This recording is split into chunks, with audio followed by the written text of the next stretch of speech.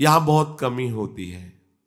ध्यान देने योग्य बात है, मंत्रों पर अविश्वास मत करो, नाम पर अविश्वास मत करो। तुम अनुष्ठान को जानते ही नहीं कैसे किया जाता है। एक कामना की पूर्ति, तुम विश्व की कामना की पूर्ति कर सकते हो, विश्व की कामना की पूर्ति। बोले आप क्यों नहीं कर लेते? क्योंकि हम विश्वात्मा की कामना किए हुए हैं, हम विश्व की नहीं। हम जिस बात की कामना किए हुए हैं उसके लिए विश्व का विस्मरण करना है। मन मन की रुचि जान नेह विधि अनुसरें।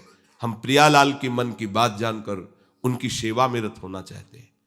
नहीं, नाम और मंत्र में इतनी ताकत है, आप उसको समझ नहीं पाएंगे। आप विचार करके देखिए, जब कोई पवित्र अनुष्ठान कोई राक्षस करता था तो बहुत पहले से ही वो मदिरा त्याग देता था, मांस खाना त्याग देता था, दूसरे की निंदा करना त्याग देता था, अपवित्रता का त्याग कर देता। परम पवित्र ऋषियों की तरह होकर वो तब अनुष्ठान करता था, यद्यपि वो जगत विनाश के लिए अनुष्ठान होता, पर उसके लिए भी पवित्रता की ऐसी आवश्यकता थी। अब आप बेविचार करो, शराब पियो, मांस खाओ, गंदे आचरण करो और बोलो हमने राधा राधा कहा लेकिन काम नहीं बना। वो बोल रहे थे कि कितना भी बड़ा संकट हो, फिर बोल रहे हैं।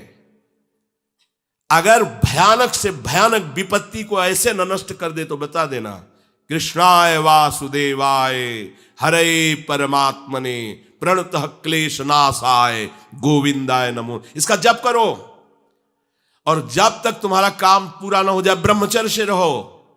झूठ मत बोलना, मदिरा मत पीना, मांस मत खाना, और ना काम हो जाए तो हमें बताना कि भारी से भारी विपत्ति का नाश करके भगवान श्री कृष्ण का आश्रय उसे ऊंचे उठा देगा, इस जगत की धरा से उठा देगा। विश्वास नहीं? आप मदिरा पियो, मांस खाओ, बेविचार करो, सोचो 1,00,000 2,00,000 महात्मा को दे देंगे, हमारी कामना पूर्ति हो जाएगी। बिल्कुल भूल में मत रहना। आपको संशय होता है नाम पे, संशय होता है मंत्रों पे, संशय होता है शास्त्र के विधान पर। आप चलते हो शास्त्र विधान से? कहां चलते हो? अरे हम जब कह रहे हैं कोई राक्षस भी अनुष्ठान करता था तो वो इन नियमों का पालन करता था। इतना अनुष्ठान में कि मेघनाथ को पैरों से मार रहे हैं बंदर भालू, पर वो ना मंत्र छोड़ रहा है, ना हिल रहा है, ना उनकी तरफ देख रहा है। इतना सहनशील होना चाहिए अनुष्ठान के लिए। किसी कामना की पूर्ति के लिए सांगोपांग अनुष्ठान करो, भला कामना की पूर्ति ना हो जाए? नहीं। आप शास्त्रों में पढ़ के देखो, संतान उत्पत्ति के लिए कैसे व्रत, पयोव्रत का कैसे अनुष्ठान किया। पवित्र रह करके इतनी इतनी मात्रा में ये आहार लेना है। इस मंत्र का जब भगवान गर्भ में आ गए, क्या चाहिए तुम्हें? भारी से भारी विपत्ति को दूर करने के लिए आर्त भाव से पुकारो भगवान को। तुम्हें धनी बनना है, अनुष्ठान कीजिए। हम कह रहे किसी विशेष मंत्र आदि की तरफ ना बढ़िए, बोलिए राधा राधा। क्या चाहिए आपको? कृष्ण कृष्ण बोलिए। सब मंत्रों का सार है नाम में, आप बोलिए तो नाम। पवित्र होइए, गंदे आचरण छोड़िए। क्या चाहिए आपको? भगवान का नाम जहां गूंजता है वहां ऐश्वर्य अपने आप चरणों में लौटता है।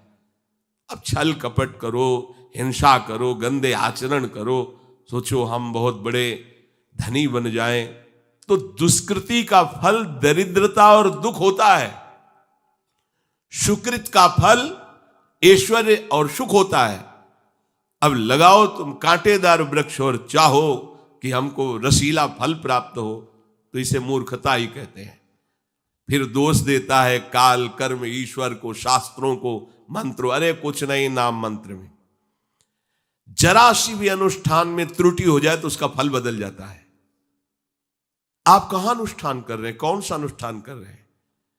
सबसे पहला नियम अनुष्ठान का होता है पवित्र आचरण, ब्रह्मचर्य, सत्यवाद, पवित्र भोजन, संयम से। कोई भी अनुष्ठान कर, किसी भी विषय का अनुष्ठान करके देखो, अभी हो जाएगा। ये तो हमसे नहीं होगा, तो फिर आप बड़ी बड़ी कामनाएं करते हो, हवा में कामनाएं पूर्ण हो जाएंगी। किसी की भी काम, किसी का भी महाबली या तेजस्वी पुत्र पैदा हुआ, उसको देखो कैसे रहा है, उसकी माता पिता कैसे आचरण किए हैं। 10,000 वर्ष तक भगवान श्री हरि में मन लगाकर निरंतर मंत्र जपने पर कश्यप और विंता जी ने भगवान गरुण जी को प्रकट किया। भगवान गरुण जी श्री हरि के वाहन, प्रथम पुत्र अरुण जी जो सूर्य के सामने बैठे हुए हैं, सारथी बने 10,000 वर्ष। करदम जी भारी तपस्या करके पत्नी प्राप्त कर रहे हैं, तो भगवान स्वयं कपिल देव जी के रूप में अवतार ले रहे हैं। बिना भजन के, बिना पवित्रता के, बस कामनाओं की पूर्ति, हवा में कामनाओं की पूर्ति हो जाएगी। मनमानी आचरण, कुछ नींबू काट दो, उसमें सिंदूर रख दो, या कलावा बांध दो, या अंगूठी बांध लो, या जंतुर मंतुर बांध लो, भस्म, इनसे कुछ होगा? कुछ नहीं होगा। राधा राधा राधा राधा राधा, जो कर चाहोगे हो जाए, पर पवित्र आचरण, साथ में पवित्र आचरण हो। एक किसान भी अन्न बोता है तो खेती को तैयार करता है। आपको अपने हृदय की भूमि तैयार करनी होगी। कामना पूर्ति के लिए ऐसे थोड़ी चला जाता है। देखो ना, ऐसे एक चपत लगा दी सुरुचि ने, क्योंकि उसकी रुचि के खिलाफ हुआ कि वो पिता की गोद में बैठना चाहते थे। क्षत्रिय बालक माता के पास गए, उनका नाम सुनीति है। वो सुंदर नीति से चलती है, वो रुचि से चलती है, सुरुचि अपनी रुचि, और वो सुनीति सुंदर नीति से चलती है। माँ, पिताजी ने गोद में बैठाला नहीं, और माँ ने शपथ लगा दी और कहा, तू ऐसे की गर्भ से प्रकट हुआ है, सिंहासन का अधिकारी नहीं। अगर तुझे सिंहासन पर बैठना है तो जा तपस्या कर और मेरे गर्भ से प्रकट हो। तपस्या इस बात की कर कि मेरे गर्भ तब कहीं तू पिता की गोद में बैठ सकता है। बोले, हाँ बेटा। महाराज तो मुझे दासी भी मानने के लिए अब तैयार नहीं है। बेटा, भगवान नारायण का जिसने आश्रय लिया उसकी कोई कामना अधूरी नहीं रही। जाओ, तुम भगवान श्री हरि का आश्रय लो, वही तुम्हारी कामना की पूर्ति करेंगे। मेरे में तो कोई सामर्थ्य नहीं, पर मैं आशीर्वाद देती हूं। मेरा आशीर्वाद कवच की तरह तुम्हारी रक्षा करेगा।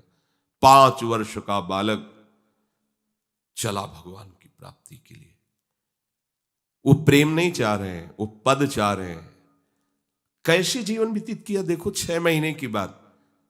बोले 6 महीने में, 6 महीने में एक छोटा सा बालक इतना कष्ट सह रहा है। 6 महीने तो बहुत समय हो गया।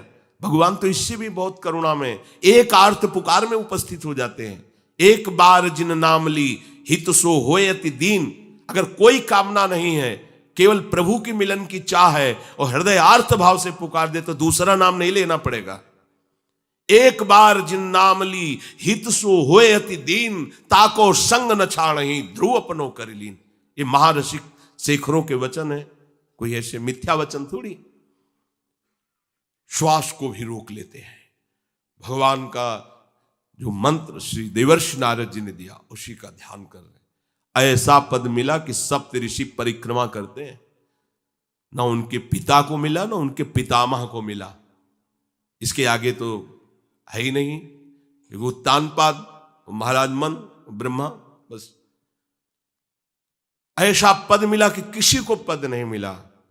पर आप देखो, कामना की पूर्ति के लिए कैसे निष्ठावान हो करके, प्राणों को समर्पित करके भगवान की आप बीड़ी सिगरेट पियो, प्याज लहसुन मांस मछली दुनिया की दलित दुराएं करो, हाँ हमारी कामनाओं की पूर्ति हो जाए। बेकार बकवास करते हैं लोग आकर। परमार्थ को एक हंसी बना दिया है, एक मजाक बना दिया है। संतों को एक नाटक बना दिया है। संत मार्ग को एक उपहास का स्वरूप बना दिया है। हमारी ये कामना की पूर्ति कर दो। उनका जीवन कामना की पूर्ति के लिए तुम्हारे है। अरे तुम्हें निष्काम करके भगवत साक्षात्कार कराने के लिए कि ये छोटी मोटी जिनमें तुम फंस कर तुम्हारी दुर्गति हो रही, उसी में और वो बढ़ावा देने के लिए। पर संसार तो अपनी बात मानता है, उस ना शास्त्र की बात मानता है ना संतों की।